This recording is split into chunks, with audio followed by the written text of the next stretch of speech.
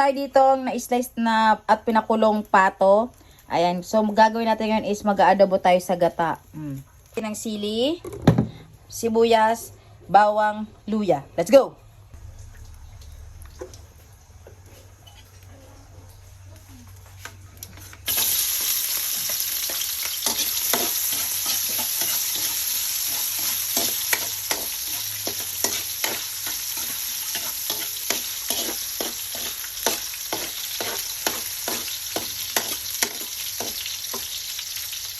Ginisa na natin yung bawang sibuyas at luya natin. Let's go!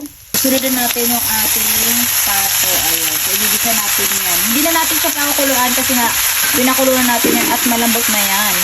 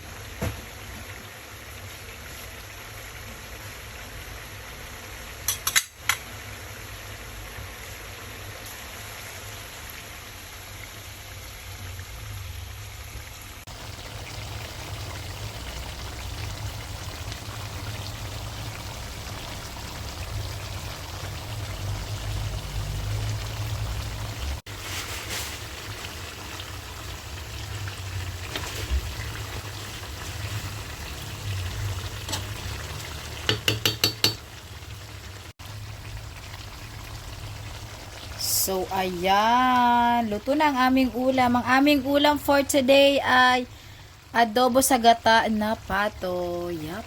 Yummy. Tingnan mo naman yan. Nagmamantika na, oh.